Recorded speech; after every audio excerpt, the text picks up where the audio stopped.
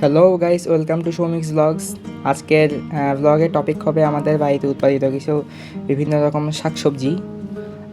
এই যে দেখুন, ইতিমধ্যে আমার ঠাকুরমা আমাদের খেতে উৎপাদিত হওয়া কিছু শিম, সেগুলাকে ওই যে বীজগুলো আলাদা করা শুরু করে দিয়েছে। এগুলা সকালে এনে দেওয়া হয়েছে, দেবাঞ্জন দাদা এনে দিয়েছিল। তো এই যে দেবাঞ্জন দাদা একটা পলিথিন নিয়ে চলে আসছিল। আমরা এখন বাড়ির পিছনের শিম বাগান এবং মিষ্টি কুমড়ার বাগান থেকে কিছু আমাদের ভাষায় আদা মানগুনি বলে, মূলত এটা শুদ্ধ ভাষায় কী বলে আমি ঠিক জানি না, সেই শাক জাতীয় জিনিস সেগুলা সংগ্রহ করার জন্য যাচ্ছি আমি আর দেবাঞ্জন দাদা। এই যে দেবাঞ্জন দাদা যাচ্ছিলো, একটু ফাস্ট করে দিয়েছি, মূলত অনেকটাই হাঁটার পথ, সেই জন্য। এই যে দেবাঞ্জন দাদা যেতে যেতে হঠাৎ দেখালো এই যে আমাদের যাওয়ার সময় শুরুর দিকে কিছু শিম ধরছিল গাছে। এই যে দেখুন, খুব সুন্দর আসলে দেখতে, মানে দেখলে মন ভরে যায়। এই যে এইদিকে কিছু আছে। তো এরপর আমরা সামনের দিকে এগিয়ে যাচ্ছিলাম, কলা গাছ একটা, এই যে বিভিন্ন গাছ পড়ে আছে। তারপর এই যে দেবাঞ্জন দাদা এই যে মিষ্টি কুমড়া একটা পুরুষ ফুল আর কি, পুরুষ ফুল সংগ্রহ করলো, এবং এই ফুলটা এই যে পাশে কিছু গৌরী রাখা হয়েছে, এই ফুলটা নিয়ে মূলত দেবাঞ্জন দাদা পরাগায়ন করাবে আর কি। মূলত এই যে নারী ফুল এবং পুরুষ ফুল দুই ধরনের ফুল থাকে মূলত বিভিন্ন গাছে। তো এখন দেবাঞ্জন দাদা একটা পুরুষ ফুল নিল এবং সেটার চারদিকের পাপড়িগুলো ছিঁড়ে নিচ্ছিল, যেন ভালোভাবে এখানে পরাগায়নটা করানো যায়। এই যে দেখুন, এই যে একটু একটু ভালো করে খেয়াল করবেন। এই যে জিলাপি আসছে, পিছন পিছন জিলাপি আমাদের। এই জিলাপিকে হয়তো আপনারা যারা আমার সাথে আগে থেকে আসছেন সবাই চিনেন। আর এদিকে দেবাঞ্জন দাদা পরাগায়ন করছিল। এই যে দেখুন, একটু একটু ভালো করে খেয়াল করবেন। আমি একটু সামনের দিকে যাই।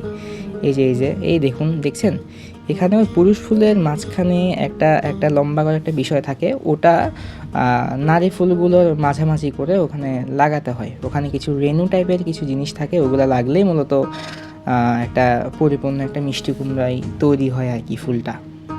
এই যে দেখুন, আরও একটা পুরুষ ফুল নিয়ে নিল। আমি নিজেও চিনি না, বাট দেবাঞ্জন দাদা কিন্তু ভালোভাবে চিনে বিষয়গুলো। এই দেখুন, এটা নিচ্ছে এবং একটার পর একটা ফুলে লাগিয়ে দিচ্ছে পুরুষ ফুলগুলো। দেখুন কিভাবে করা হচ্ছে, সবাই একটু দেখুন।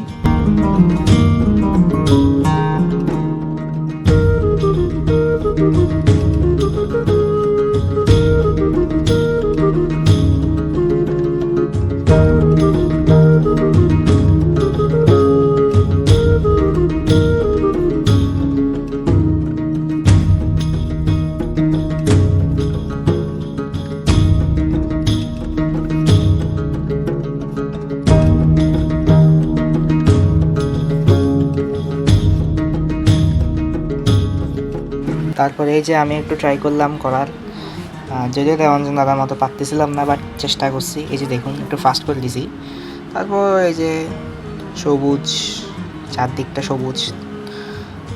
তারপর আমরা সামনের দিকে জায়গাতে গেলাম একটু, ওখান থেকে ওই যে যেটা আদা মানগুনি বলছিলাম সেটা তুললাম। এরপর এই যে দাদা আদা মানগুনি সংগ্রহ করতেছিল আর আমি জিলাপি কালার করতেছিলাম। তারপর এই যে একটু দেখাই কীভাবে সংগ্রহ করা হচ্ছে বিষয়গুলো। এই যে দেখুন, অনেক চেনা পরিচিত বিষয় আছে এখানে, অর্থাৎ এইসব সংগ্রহ করতে গাছ উদ্ভিদ সম্পর্কে ভালো ধারণা থাকতে হয়, যেটা দেখানো দ্বারা ছিল।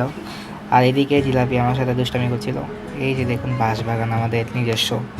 তারপর এই যে একটু দেখাই কিভাবে দাদা সংগ্রহ করতেছে, দেখুন।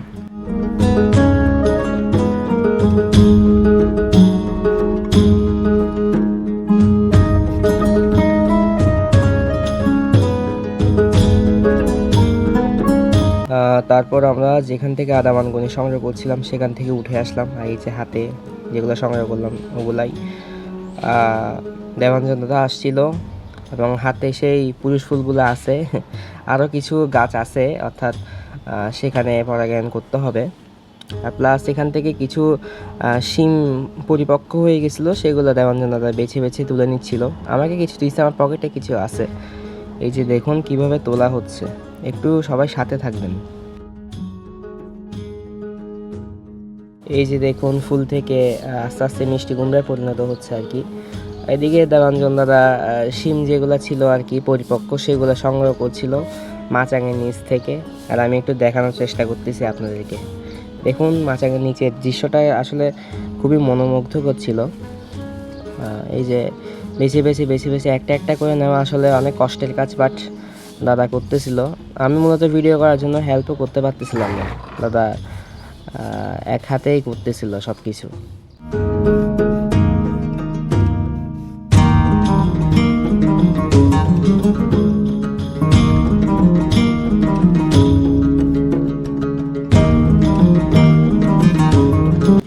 বিভিন্ন শাকসবজি সংগ্রহ শেষে একটু দেখাচ্ছি আপনাদের চারপাশের পরিবেশটা। এই যে এখানে একটা নতুন আম গাছ রোপণ করা হয়েছে, সেটার একটু কন্ডিশন দেখতেছিল দেওয়ানজন দাদা। সব শেষে সব কিছু নিয়ে আমরা রওনা দিলাম বাড়ির উদ্দেশ্যে। তো বাড়ির দিকে চলে যাচ্ছি। আজকের ব্লগে মূলত দেখানোর চেষ্টা করলাম আমরা উৎপাদিত শাকসবজিগুলো কীভাবে সংগ্রহ করছি এবং কিভাবে সব কিছু পরাগায়নের কাজটা করছি আর কি। তো এটাই, নেক্সট ব্লগে দেখা হবে। সবাই ততক্ষণ পর্যন্ত আমার সাথে থাকবেন এবং আমাকে লাইক কমেন্ট শেয়ার করে অবশ্যই সাপোর্ট করবেন। নেক্সট ব্লগে দেখা হচ্ছে, সবাই ভালো থাকবেন, বাই।